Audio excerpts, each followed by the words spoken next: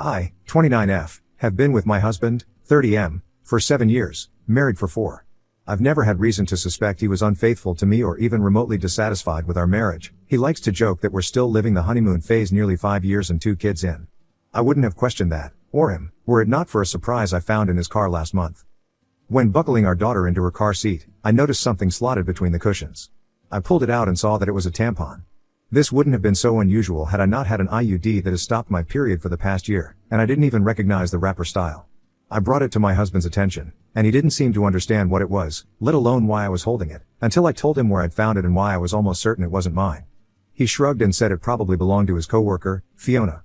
It's not uncommon for my husband to carpool to lunch with his coworkers, and we're both fairly close to Fiona and her husband, so I figured it was entirely possible the tampon had slipped out of her purse whenever he had driven with them or offered her a ride. No big deal. I put it out of my mind until we had dinner with Fiona and her husband a couple weeks later.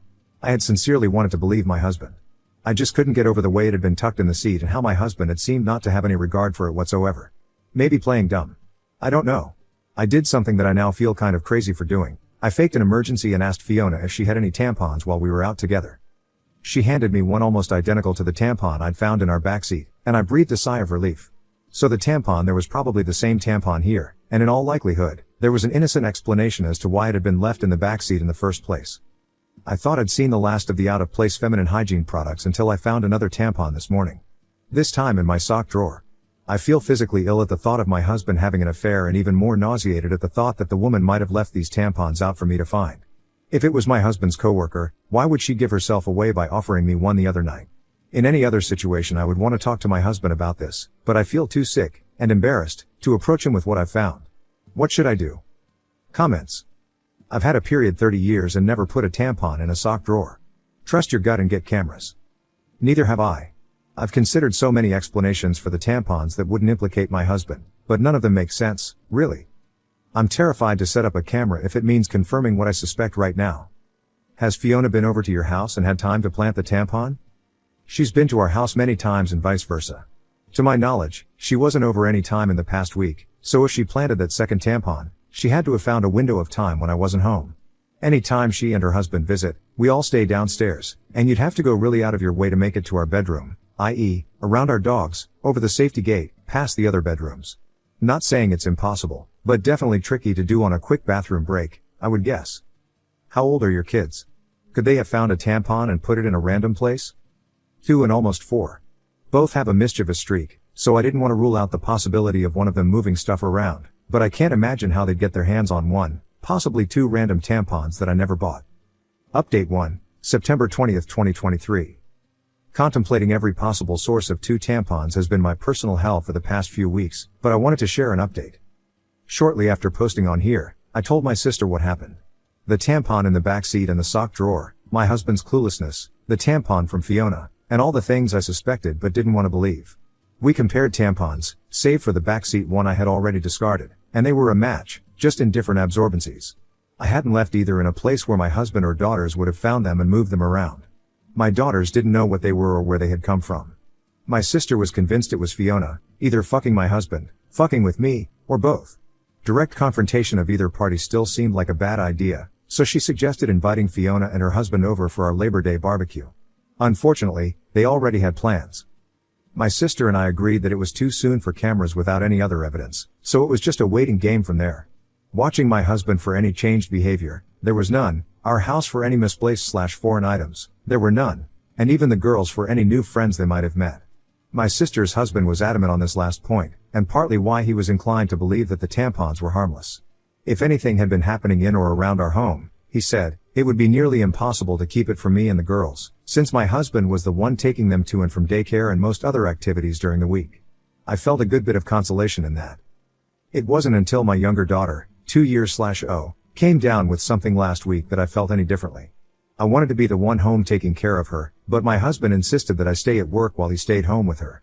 I was okay with that. My sister and her husband figured it was a good sign that he would take the time off at a moment's notice, and at that point, we were all already beginning to put the tampon fiasco behind us. By the 3rd or 4th day, I was just happy to see a near-healthy child and a husband who was helping see her through it. Toward the end of that week, though, I came home to something strange. The toddler that I'd left that morning in an old PJ set was now dressed in a onesie I'd never seen before, with a tiny clip in her hair. I can't say I have the sharpest memory, but I have a pretty good sense of what my kids wear on a day-to-day basis, and particularly what kinds of clothes they wear. I'd sworn off the full-length sleep suits with snaps across the front long before we'd ever had our second. The long snaps are just a pain in the ass and a no-go for efficient diaper changes. Emo.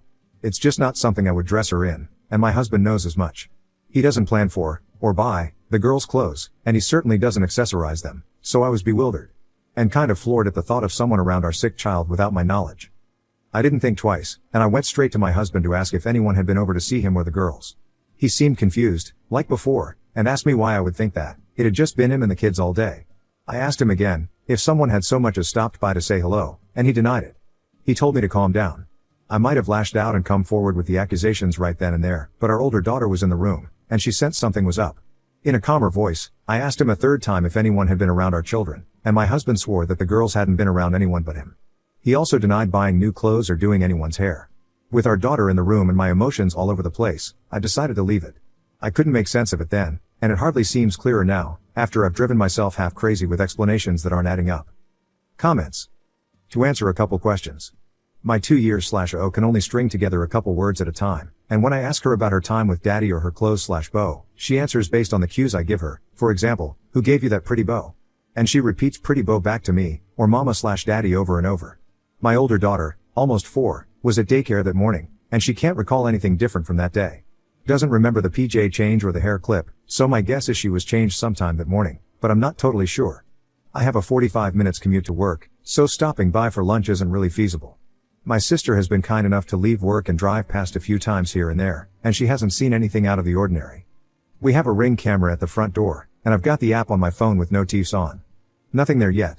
If anyone has recommendations for more discreet surveillance, I'd be open to it. I'm just the least tech-savvy person and worry another camera will be easy to detect. Lol. Edit. And yes, we get our carbon monoxide detectors tested regularly. Is it possible one of the hair clips came from daycare? I could see the hair clip being a possibility, but less likely on the onesie. My younger daughter hadn't been to daycare in days, and if either of them had returned with something like that before I would have noticed, especially since it was the kind of onesie I hate with a passion. Lol. People comment that they can't wait to find out the ending to this saga. My money's on the Hollywood horror ending. Hopefully dreamed up the dogs too so I can finally stop picking up their imaginary shits and whatnot. Update 2, October 6, 2023. After nearly losing my mind over a hair clip and a onesie, I realized I wasn't getting anywhere with the accusations and half-baked guesswork. I'd gotten so absorbed in the paranoia and misery of my situation that I wasn't sleeping, eating, or caring for my kids the way I should have been. And I wasn't getting any answers. So I decided to pull the trigger on the hidden cameras and have them shipped to my sister's house, with my bill agreeing to help with the install/setup over at mine. Before the cameras were ever delivered, though, I got my long-awaited confirmation last week. A Ring notification had alerted me to motion at the front door while I was at work. Half expecting to see a delivery person, pet, or lawn care salesman for the 15th time, you can imagine my surprise when I saw a clip of a young woman leading my daughter into the house hand in hand, with my husband and other daughter close behind them. The girls were supposed to be in daycare and my husband at work. The woman, as far as I knew, was living 2 states away with a court order keeping her there. I immediately called my husband to ask him what the fuck this woman was doing in our house. He didn't answer, so I texted it to him. Even in his stupidity, he probably realized he had messed up by going through the front door, knew I had gotten the Ring notification, and wanted to delay the inevitable. By the 5th or 6th subsequent call, though, he did pick up. The woman on the camera was my husband's sister. As I would come to find out later, she was the likely source of both tampons, the onesie, and the bow. She is also a registered sex offender and a recovering addict, who spent the better part of her adolescence and young adulthood coercing the silence of another one of my husband's family members after she had molested them. I hadn't seen or heard from her in years, and from the way my husband talked about her, I didn't expect I ever would. But here she was, in our house, with our children. Suffice to say I was livid. It wasn't an affair at all and still, somehow, infinitely more disgusting knowing who it was and why all of this had been happening. Apparently my Sil, fresh off another stint in rehab, had wanted to reconnect and make amends with people she'd hurt, and my husband was high on that list. My husband didn't want me to know or, worse, try and keep her family, our children, away from her, so they'd been meeting in secret, often at our house when I was at work. They would enter through the garage, in my husband's car, so the Ring camera at the front door wouldn't tip me off. She spent the night on a weekend I had been on a business trip and slept in our bed. She babysat our girls on a night my husband told me he had dropped them off at his parents'. She bought the girls' clothes and dressed my youngest in the onesie and bow that my husband had promised on his life I had dressed her in myself. My husband swore this was all in my head. The tampons, the onesie, the bow, and all the rest. He was perfectly content to watch me agonize for weeks over a woman he insisted didn't exist. Shrugging off each progressively more unsettling discovery like it was news to him and telling me I was being irrational. He insinuated that I was experiencing postpartum depression, 2 years after I'd given birth. 4 years after I'd told him that one of my biggest fears for motherhood was to suffer PPD like my mother had with me, to not be fully present for our babies and be left with a world of guilt and regret as they grew older.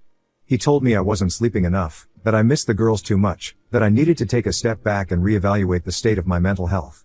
I gave him the benefit of the doubt because he was my husband, and because no other version of events made sense. Now, after a month of this mindfuck, I have nothing to show for my trust but this pathetic situation. And a lot of anger. Comment. Call the cops and a lawyer. Already on it.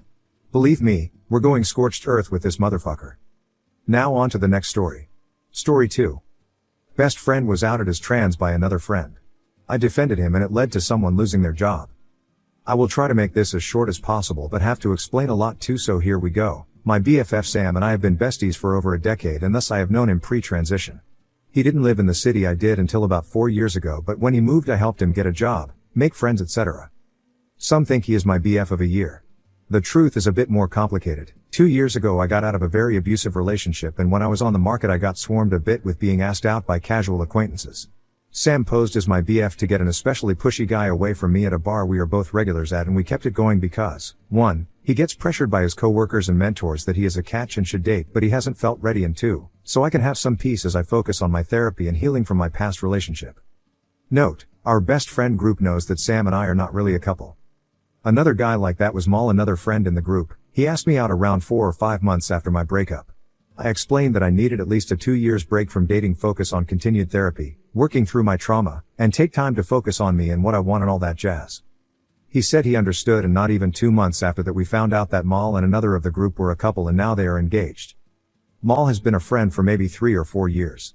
We were never especially close and I always just viewed him as a member of our 6-person friend group. We only ever hang out with the group and never one-on-one. I guess I am saying this all to say Mal's sort of the Flash to my Batman. We get on well when with the other super friends, but don't expect too many duo team-ups. At a party at my place where many of our co-workers and bosses were present, Sam's boss points to me and Sam saying something about how he can't wait for us to settle down, and of kids saying, "Come on, Sam, what are you waiting for, man?" And Mal snorts and clearly muttered "man" very incredulously and said, "Yeah, if you want to call Samantha man, that's on you." At first our friends thought it was a supernatural joke, as a lot of us love the show. A character is named Sam and another character calls him Samantha to emasculate him. But then Mal declared that Sam is actually a woman and provided proof by way of pictures of Sam pre-transition. Mal then made comments about me that I must be a lesbian, I am bi, and that Sam and us must be actually a real couple and sleeping together. He was kicked out of my home. Now being outed as a trans man at work caused a lot of drama, and Sam was depressed and has stayed with me for a better part of a month. He didn't eat much and lost a ton of weight, almost never left the house, especially not alone unless to go to work, and has been saying very self-loathing morbid things here and there. I've been really worried about him. I won't lie, I was furious. I'm not an overly confrontational person and am a recovering doormat, but this made my whole being boil. I have been focused on being attentive to Sam and trying to channel my angst, anger, and are into productive things. But the friend group is a bit complicated, as most think Mal is a dick for outing Sam, but some also think Sam is a jerk for not being honest with them. So here's where I'm probably in awe. I texted Mal and Mal's fiancée, our mutual friend in the group, Michaela, and said that Mal isn't welcome at my home for the foreseeable future, and after that is really up to Mal's actions and Sam's ability to forgive such things.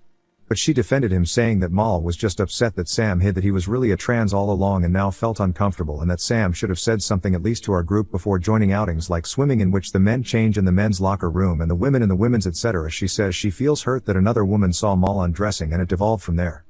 In this group we all work in the same type of industry but in different departments essentially, and mostly different companies. We're always a bit adjacent to one another in career though. That is a lot to say. Everyone here usually makes at least okay money and we all know each other's coworkers and the like. I got a call from another friend, Peter, who is hiring right now for a senior position, and he said Mal had applied for it. Peter is essentially already above Mal, as Peter is the boss of Mal's current boss. Mal had put me down as a reference, which in our group we do frequently when applying.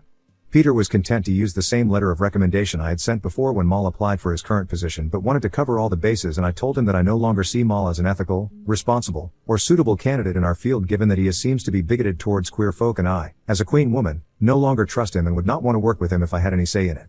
Peter was quiet and asked what caused the change, and I didn't tell him, just saying recent events have caused me to reassess. This was perhaps a week ago. Well, a few hours ago, Michaela came over my place and was pissed. She told me that Mal is getting grilled at work, that HR combed his social media and has brought up posts of his and are now considering disciplinary actions with him, and she says she knows it's me. She says Sam literally doesn't have the balls to call the company, so it had to be me. She seemed to think I had a crush on Mal and he turned me down, and thus I was jealous of her and trying to ruin their lives. She called me desperate and degenerate. I snapped and asked her to leave. She then texts me the same argument she had before, and I reiterated over text that I don't want to speak to her or Mal ever again. I screenshotted all of this and sent it to our friend group chat and left the chat. Now I'm getting messaged from almost everyone asking what's happening, but also that I'm going nuclear and went too far. I texted Sam and Sam says he is not ready to deal with the friend group right now, so I can do what think is right and he will regroup and come back to it when he has the bandwidth. Did I go too far in involving everyone? Am I the for going nuclear? Update, August 10th, 2024. A little under a month ago, I posted about an ongoing issue. My best friend Sam was outed as a transman publicly by our former mutual friend Mal. Mal applied for a job before all this and used us as references, and I said that I don't find him to be trustworthy nor would I want to work with him. Another friend of ours, frankly forgot the fake name I gave her, I think it's Michaela, basically blamed me for Mal, then getting a lot of heat at work. The update is that they combed his social media and uncovered quite a few unsavory posts. I never knew this, but he's hugely vocally transphobic and homophobic. So, instead of a promotion, he got fired. I had already left the friend group chat by this point, and I had blocked both Mal and Michaela. I was focused on Sam, who was going through the deepest depression I have ever seen him go through, and we've known each other a good chunk of our lives. I helped him find emergency therapy, and he stayed with me for almost a month because he was concerned he would fall back into self-harm. He drank heavily and was spiraling hard, and thankfully, he's now on the other side of it all, but it was terrifying. Neither of us got a lot of sleep during this time, and I called in a bunch at work out of exhaustion, concern, or plain numbness. I caught up with a friend from our old group named DF30S at a place we all frequent a few couple ago, and she told me Mal has told everyone that Sam is a woman Earl and she cosplays as a man. My blood boiled, but then I heard about him being fired and hey, I'm human and fuck him. He hurt my best friend, so in my book he got off really easy. But of course about a week after that I ran into him and Michaela at our local, redacted. I am a creature of habit, that's the store in my community, and I always get groceries on Sundays, walk across to the Starbucks next door, have a tea and doom scroll for a bit before biking back home. I saw them, they saw me, I avoided them, got my shit and walked to Starbucks. Mal I guess had stuff to get off his chest, so he ended up there too. He approached me as I waited for my coffee and started on how I stabbed him in the back and stooped low to do so, and now he has no job. He said he might have to move because of the rumors I spread about him and that he is being ostracized. He went on and on bellyaching, and this is Starbucks in a pretty liberal freaking city, so I just loudly said, well, that's what happens to transphobes, Mal. No one likes a bigot. Go away.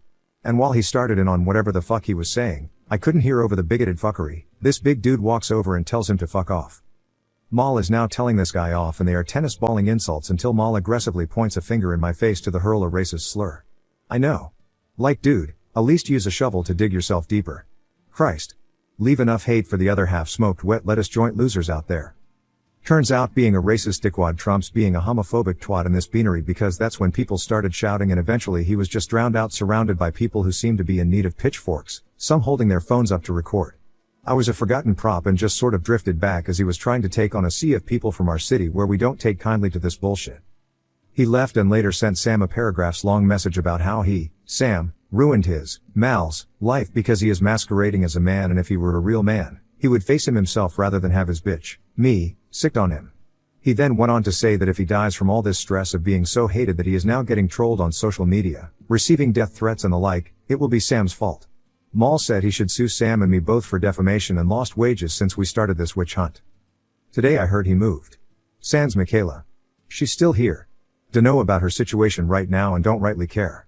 I do know she met with Sam and apologized to him and he did accept it, but was clear that their friendship is non-existent now. She offered to go to Pride, which is locally happening, and Sam said she is welcome to but not with him. She asked him to please hand me a note she wrote for me, which he did, but I haven't read it and probably won't. As far as I am concerned, she doesn't exist anymore. So that's it. I had forgotten about my post until Sam asked me whatever happened about it and I was like ooh yeah, and I personally as a lurker hate unresolved stories, so here it is. Here's your bow. That's a wrap.